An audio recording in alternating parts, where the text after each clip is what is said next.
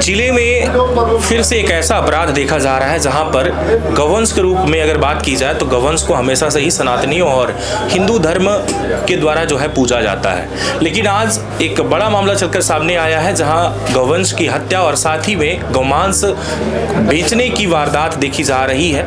हालांकि अब तक स्पष्ट नहीं हुआ कि आखिर में ये जो गौमांस निकाला जा रहा है ये बेचा जा रहा है या फिर घर में ही पार्टी मनाई जा रही है। लेकिन सबसे बड़ी बात यहाँ पर सामने ये आ रही कि जिस धर्म में गौमाता माना जाता है इन्हें, क्योंकि हम बचपन से ही इनका दूध पान करते हैं, तो सबसे बड़ी चीज़ें ये है कि आखिर में सवाल ये उठता है कि अब भाजपा सरकार कहाँ है। लेकिन हम यहाँ पर बैठे हैं जहाँ अवगत करवा दें आपको कि जिला कोर्ट परिषद में अधिवक्ता अरविंद शुक्ला जी के साथ मौजूद हैं, जहाँ हम जानने का प्रयास करेंगे कि आखिर में पशु क्रूरता और हत्या पर क्या सजा सुनाई जा सकती है और किस तरीके की इस पर कड़ी सजा हो सकती है।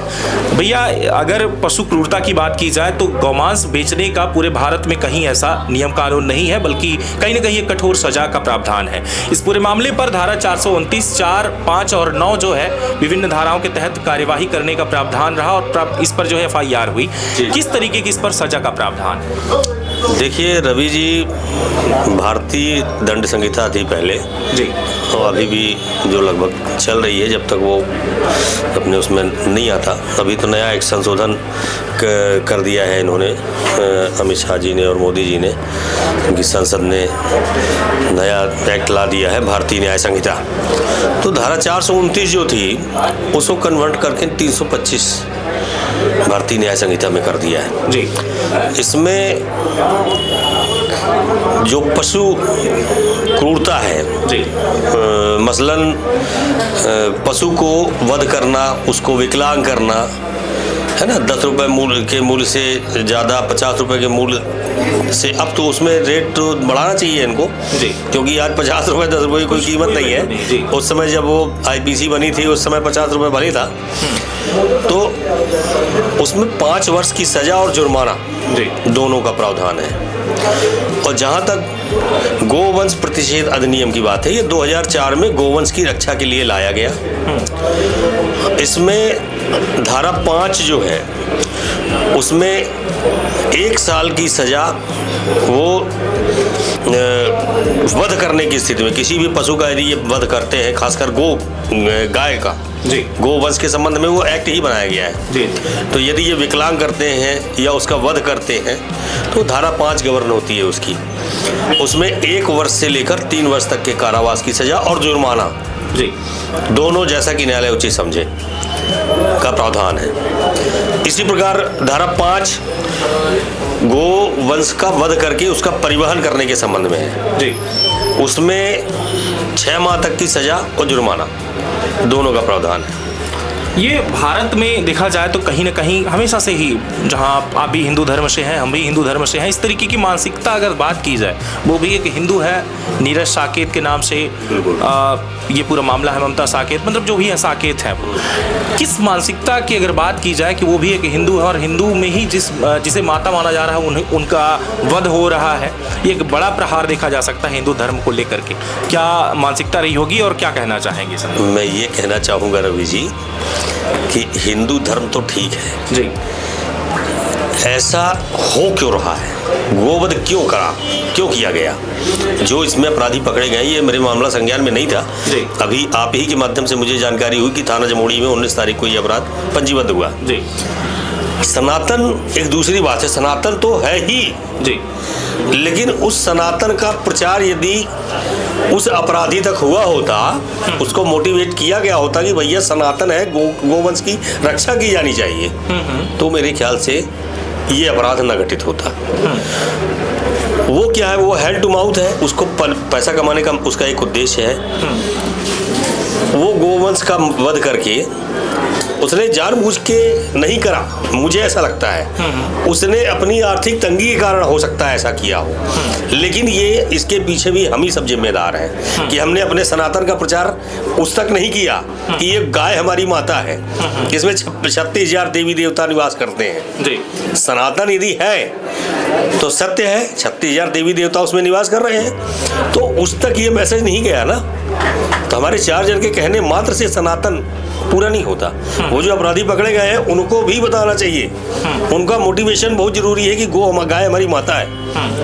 और पशु जितने भी हैं वो सभी हमारे हिंदू धर्म में तो सब पूजनीय है, सबका कुछ ना कुछ रोल है। अब ये शहर में सुअर घूमती है, इसको बाराहदेव कहा गया है। भगवान विष्णु ने अवतार लिया, उसमें वो किया, कहानी सुनी होगी आपने। जी। तो हमारे यहाँ तो सभी जो जितने जीव जंतु पशु हैं सब कहीं ना कहीं सम्मानित तो पूजनीय है। बिल्कुल। लेकिन सनातन से यदि इसको जोड़ेंगे तो वो कॉम्बिनेशन गड़बड़ हो जाएगा। उसने अपने 2 पैसा कमाने के लिए गोवंश की हत्या की, अपराध में पकड़ा गया जी। अब उसको जेल जाना पड़ेगा और दंड भी भोगना पड़ेगा। क्योंकि मुझे जहाँ जानकारी हुई है, हो सकता है आप ही ने मुझे बताया हो अभी, कि पोस्टमार्टम डॉक्टर साहब ने किया, उन्होंने बताया कि जीवित अवस्था में उसका वध किया गया है। बिल्कुल बिल्कुल। ये तो बिल्कुल जबरदस्त क्रूरता है ना जी। तो सनातन से इसको ऊपर नहीं जोड़ सकते, बशर्ते ये जरूर है कि गोवंश की रक्षा के लिए ही अधिनियम बनाया गया और उस व्यक्ति को जो अपराध कर रहा है उसको ये नहीं पता कि इसके लिए भी अपराध है, वो अपने चंद पैसों की लालच में वो जाके गोवंश का वध कर रहा है। बिल्कुल। तो इसके पीछे सनातन और समाज दोनों जिम्मेदार हैं, क्योंकि वो भी हिंदू ही है। जो अपराधी पकड़े गए हैं, एक महिला है एक पुरुष है, वो भी हिंदू ही ना है, वो भी सनातन से है। लेकिन उनको सनातन का मतलब नहीं पता, वो तो अपनी पेट पूजा के लिए वध करके, और वो ये भी नहीं जान रहे कि उन्होंने कितना बड़ा अपराध किया है। जी। यदि यही जानते तो अपराध क्यों करते? एक तो बात की जाए कि सीधी जिले में हमेशा से ही कुछ न कुछ ऐसी वारदात होती हैं। जैसे अगर बात की जाए तो पेशाब कांड का एक मामला है जो पूरे विश्व भर में छाया, फिर पत्रकार को दंगा करने का मामला है जो विश्व भर में छाया, फिर से एक मामला ये जो कि कहीं ना कहीं मतलब सीधी का एक विशेष जो है नाम बना रहता है। और अभी हाल ही में ये भी देखा गया कि गौमांस को लेकर के माननीय यहाँ के मुख्यमंत्री मोहन यादव जी के द्वारा ये था कि खुले में मांस नहीं बिकेगा। बिल्कुल। तो यहाँ तो अब लगभग खुले में काटना शुरू कर दिया गया है। हालदा चौराहे में आज भी बिक्री हो रहा है। सीधी शहर का माने हार्ट ऑफ टाउन है वो प्लेस, बच्चे स्कूल जाते हैं वहाँ से, हम सभी आते हैं अपने अपने कार्यालय, वही मेन चौराहा है वहाँ, और वहाँ देखिए आज भी बिक रहा है। अब ये कौन सी बात हुई कि आप शीशे के अंदर बेच रहे हो, शीशे के बाहर, आखिर वो बिक रहा है, दिख रहा है, जनता देख रही है। बिल्कुल। तो माननीय मुख्यमंत्री महोदय के द्वारा जो ये घोषणा की गई है, इसका क्रियान्वयन पूरी ढंग से नहीं हो पाया सीधी शहर में, जबकि सीधी शहर बहुत छोटा शहर है और बड़ा सेंसिटिव शहर है। यहाँ लोग जानते हैं, बच्चे डरते हैं, लेकिन अब क्या बोले, इम्प्लीमेंटेशन जिनको करना है वही मूक है। तो अब छोटे मुंह बड़ी बात है, मैं कहूँगा तो प्रशासन को ये न लगे कि मेरा विरोध कर रहे हैं। ये तो प्रशासन की नैतिक जिम्मेदारी है कि जब आदरणीय मुख्यमंत्री महोदय ने ये घोषणा कर दी है तो ये आप जाके बंद कराइए। देखिए धड़ल्ले से काटे जा रहे हैं, मैं रोज देख रहा हूँ, मेरा तो रास्ता है आने जाने का, किससे कहूँ? मैं प्रशासन की बुराई नहीं कर रहा हूँ, बशर्ते प्रशासन से अपेक्षा ये करता हूँ कि आदरणीय मुख्यमंत्री महोदय ने यदि ऐसी घोषणा की है तो उसका क्रियान्वयन होना चाहिए नागरिकों के पक्ष में। जी बिल्कुल। तो आपके द्वारा जो है दी गई जानकारी के मुताबिक मैं आपको बता दूं कि ये पूरा मामला 5 साल की, इसमें जो एक कठोर कारावास की सजा जो है, और साथ में आपने कहा कि 5,000 का जो है जुर्माना है।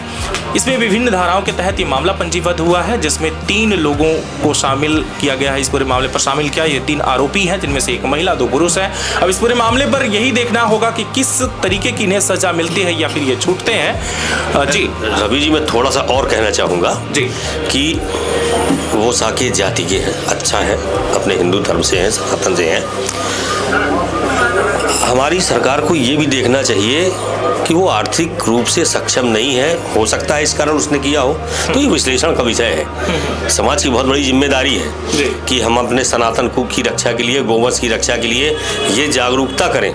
देखिए मैंने अपने फार्म हाउस में पढ़ना में मेरा भी घर बना हुआ है, मेरे यहाँ 20 से 25 गाय हैं और बैल हैं, मैं उनकी रक्षा करता हूँ, मुझे आनंद आता है और मैं उनको देखता हूँ, भोजन की व्यवस्था करता हूँ, जो भी बन पड़ता है, तो सब स्वस्थ हैं। तो ये हमारा हर व्यक्ति की एक नैतिक जिम्मेदारी है कि सनातन का प्रचार करे और गोवंश की रक्षा के लिए जनता को जागरूक करे।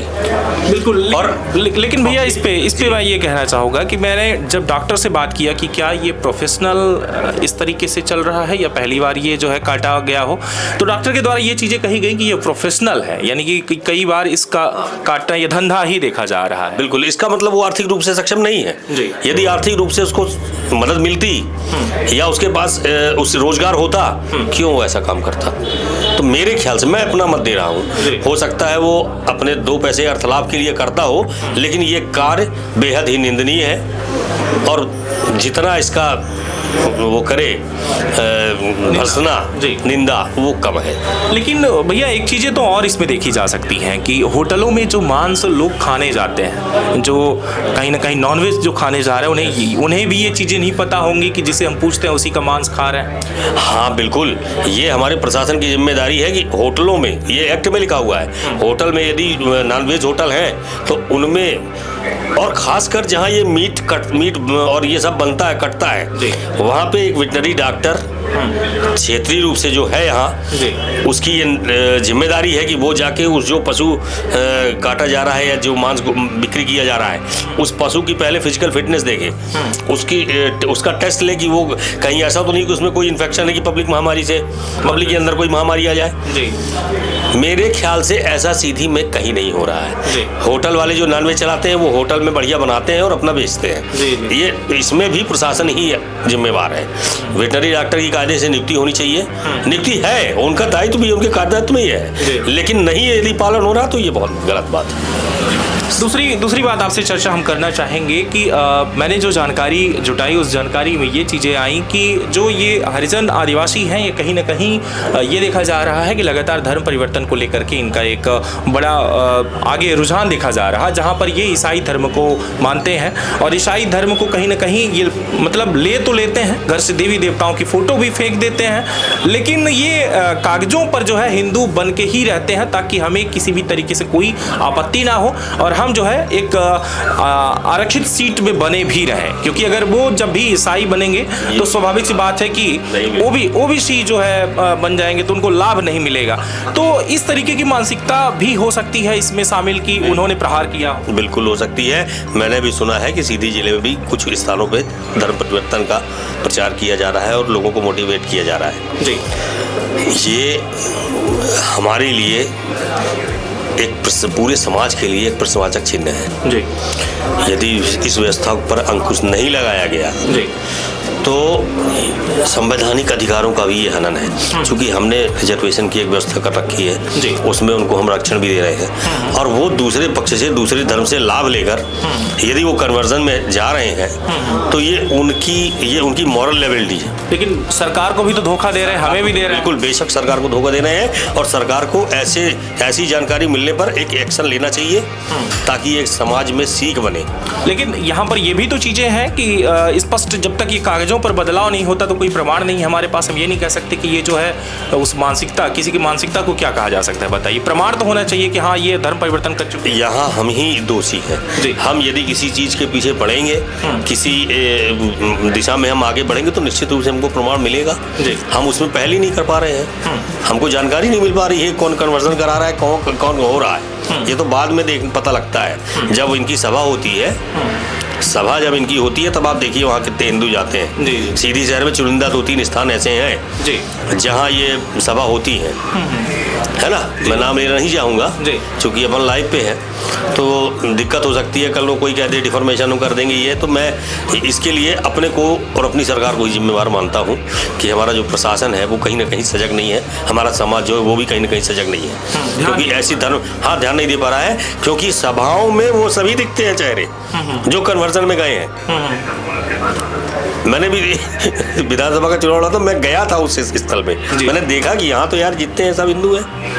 और वो सभा में कहीं ना कहीं भाजपा सरकार पर भी सवाल उठाए जा सकते हैं कि वो गौर नहीं कर पा रही है और गवर्नेंस का रक्षा भी बिल्कुल निरीक्षण उसकी माने एक जो निगरानी समिति बनती है वो निगरानी नहीं कर पा रही है हमारे समाज की।